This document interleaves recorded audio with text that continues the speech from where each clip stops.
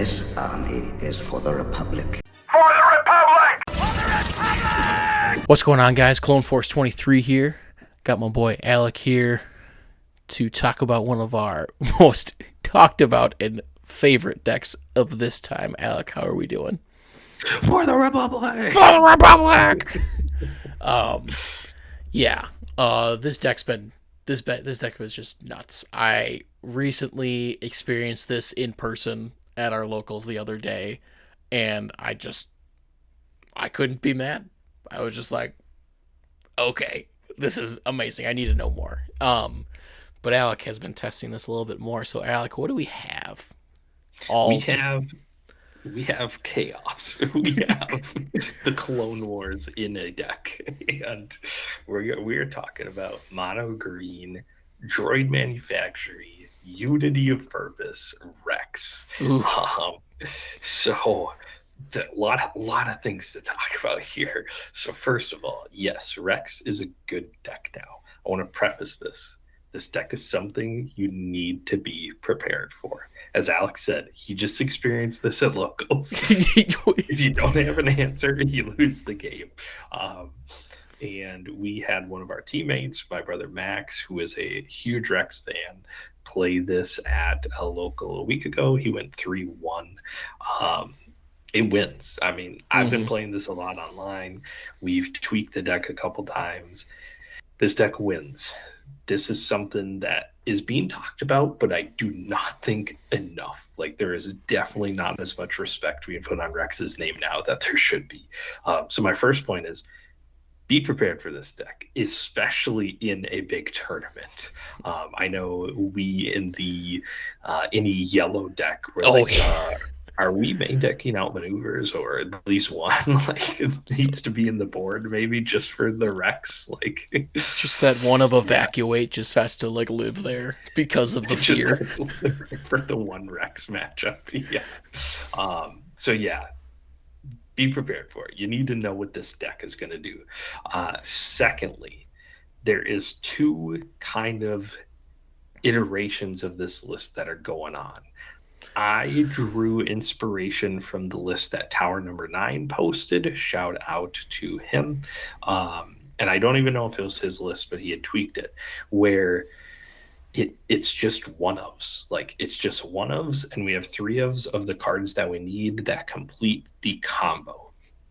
There is another version going around that some people prefer, which is just the consistent stuff. It's not playing all these random one-ofs. It's not like all these random cards. It's just 3 of the good stuff and, getting enough on board to do the Unity combo. I played one of those too. And personally, this version has felt infinitely better. So we have this one sleeved up, which is just a bunch of ones to maximize our unique unit, not unique, but like different unit names for the Unity play. And then we're just playing 3 copies of the cards that are absolutely necessary to help us get to that or protect us if we don't have it. That is the crazy list that we may or may not somehow be able to get this up on screen, but I'm not going to run through every single card, but I will run through the pieces that are necessary for the deck, because a lot of it is just filler good one-ofs that go into the deck. But if you don't know, let's run through the combo first. So the main combo is utilizing Unity of Purpose, which is a new card from Jump to Lightspeed, which gives every unit you control +1/+1 for each different named unit you control. And there's one leader that is really posed to maximize this, and that's Rex with droid manufacturing. And we had actually explored this base when Rex came out in that set 3, trying to get him there, but it just didn't work. But the unique thing in green is we get access to command and resupply.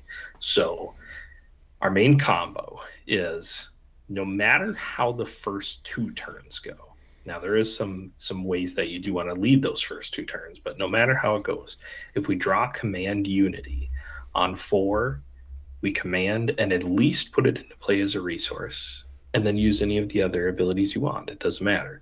And then we are flipping Rex that turn, which means going into our 6th resource turn, which will be the opponent's 5 if they have not ramped, we have Rex, a clone trooper, and 2 battle droids. So that's 3 units that would be getting +4/+4. So that's like almost 20 damage right there. And that's assuming there's no other units on your board. To push that even further, we are playing a combined 20 1 or 2 drop cards. So just an insane amount of low cost units. And so the kind of way, there's a lot of ways that you can just maximize getting multiple units on the board. On turn 1, you can play 2 1-drops, or you could just play a 2-drop, a strong 2-drop like Battlefield Marine. On turn 2, you can play a 2 and a 1, or you can play 3 1s, or you can play a 1 and make a battle or make a clone trooper if you've attacked with the unit. Use Rex's ability. There is a insane amount of ways to maximize just board spamming until Unity turn. We're also playing a couple cards that generate more cards if it's our only play, like the Veteran Fleet Officer, who is a 3-drop 2/1, god awful stats, but when it's played, you create an X-Wing token. Boom, there's 2 different named units. We're also playing one of Cobb Vanth in the list, where, okay, if they've got a Sentinel or something we need to deal with, we can swing him in there, dig for a card, bring it out. So again, it's kind of this 2-for-1 deal. And then ideally on our crazy combo turn, we get command into Unity, and more often than not, you don't even need to push damage into the base before this, because if you have a crazy Unity turn, I mean, we've had some turns, there's screenshots in our group chat, like 38 plus damage when the opponent has 0 damage on their board.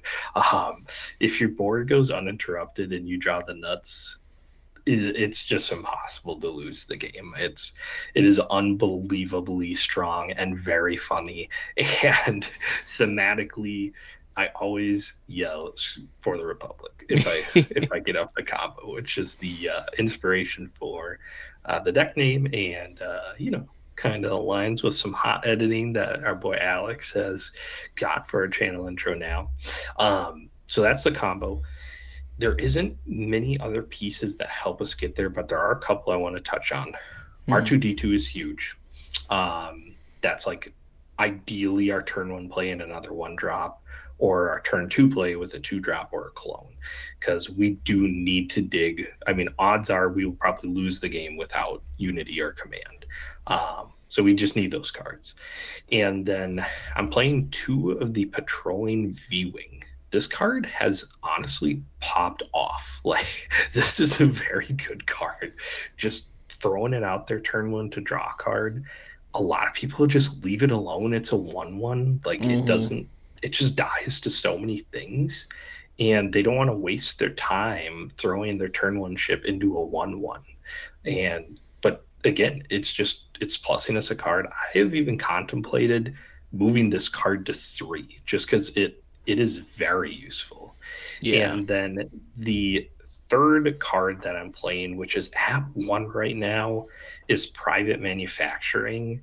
We can play around this card a lot to the point where we even have a token, but the point really is it's really hard to find a time to play this card if we don't have the cards that we need. And then even just getting to Unity, if we haven't ramped or if we haven't board spammed well, it hasn't been super useful. But it can come up if we get into these real late games with certain decks. But again, it's just there for consistency. I was trying out Enforced Loyalty, which was you sacrifice one of your units to draw 2 cards. But that honestly if we don't have Unity or Command, odds are we don't have like that useful cards in our hand. So private manufacturing, even if we have to filter 2 out, it's perfectly fine. So those are our ways to help us get to the combo. And then the kind of defensive or like fall back on cards that we have to protect ourselves if we need to eke out those turns to stall Unity are Blue Leader. So that's our like ambush into space, or that is our, 5/5 on 5 ambush into ground. And then we're playing both of the big sentinels, which are Bright Hope and Echo Base Defender. Both of those seem pretty relevant and can just become really high, blocks for us, blocking 1 or 2 attacks. Bright Hope also like maybe helping us dig for the card that we need is pretty relevant. And then the kind of utility pieces are 3 copies of Akbar and 3 copies of Resupply. We never really want to resupply, but if we don't draw command, we have to do that. So that's our fallback. And then Akbar has actually shown up like so well for me. There are turns against aggro where you just can't ramp fast enough or do something fast enough to get ahead of them to do the Unity. So instead of that, I mean, like on a Sabine, to have 4 units or 5 units on the Sabine flip turn is super easy. And then bam, you just throw out an Akbar, nuke their unit, nuke their leader. Super useful. Akbar, like I said, has been one of my favorites. He was bumped to 3 to help us against Jango, and Jango is now gone. So we'll touch base on that a little bit. And then I would say there is one alternate win con the deck has if we just don't draw command, we don't draw Unity, and that's Commander Cody. Cody can like single-handedly just flip games into your favor, especially when we're just board spamming. So he does have to be a 3 of. And the thing that I like about Cody is, all right, we've got a huge board of guys. We're going into like an Anakin flip turn or something. And he generally, that deck doesn't generally like board spam like we are. We have a bunch of guys out. I'll just slam down Cody first because it's like, okay, deal with this. Whatever removal spell or whoever you are going to attack with Anakin, it's got to go into Cody now because Cody is adding all of this damage to the board. So yeah, Cody's got to be 3. He, like I said, kind of just helps us win more if we don't get the combos. And then everything else is just good stuff. You can tweak it and play different cards that you want and mess around with it. But, the core cards that you need are there. And that's what you got to kind of go off of. Side deck is totally just like what you want, whatever you want it to be. These are just seem to be the cards that work well with us. Now, let's talk about Jango, because this deck may be the number 1 deck that benefits from the Jango suspension. And we were very, very excited in our group chat about it. The one Brain Invaders was there because of Jango, because the only thing that could tap down our board on the Unity flip was Outmaneuver, which no one's playing, and a sneak attacked War Juggernaut. So that is gone, and that makes me very excited that Jango is gone. And like I said, that is a huge, huge buff to this deck, especially being that Jango is like would have been your most likely deck to face up against in a competitive event from the set from what we had seen. And that being gone bodes very well for Rex. So we're really excited to see that. The deck, in my opinion, does really good into control. Control is like its best matchup because you're playing 1-for-1 removal each turn. I'm spitting out 2+ units each turn. Go ahead and do that. I'm just going to have a crazy flip turn with Unity. Mid-range is okay. If we can kind of get where we need to without them ramping too scarily, then we can get there. aggro is by far Rex's toughest matchup because we need to do a lot to output that damage. If people just start racing us, it's very hard for us to keep up with that. Because again, a lot of our units are little. We just need them for the names, not necessarily the attack. So yeah, the aggro matchup can be rough. It's almost like we probably don't even unity in the aggro matchup. We just try and get those good trades and use our, defensive pieces to win those matchups. Cody seems to be much more relevant in those matchups than a unity does. So aggro's tough, but you can get there. I haven't been tracking my stats a ton with this deck, but I do know that me and one other of our teammates have been jamming this a lot, and it's like you draw unity, you probably win the game. So yeah, be prepared for this. This is a, someone's gonna come across this at a PQ and they're just gonna be like, oh, okay. And I'm happy to say that we've got the first Jango rage quitters. I've got the screenshots. I've got the receipts. We've got Jango. we got quitters against Rex. We've got people calling the deck broken. That happened like yesterday. So Rex is I think he's gonna start making some waves. We'll see what happens when this meta kind of gets established after the suspension list, but he's gonna be there somewhere. He's up there for sure. Yeah, it's not almost concerning. It is concerning in my opinion. I think yes, it is a linear and predictable playstyle. You are looking for those cards, but you're also playing a lot of one drops. Dude, you're playing a lot of like early units. This is still an aggressive deck, like in itself. So, yeah, I mean, my locals, I lined up, and both games were command into Unity of Purpose with an additional 36 damage on the board. Okay.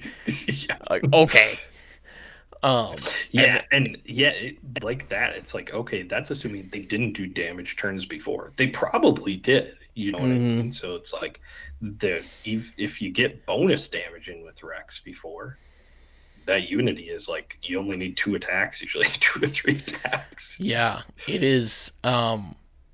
It's the deck I'm hoping to dodge at any comp showing. Let's just put it that way. Like right. If this is the deck that pulls me out of like a day 2 somewhere, I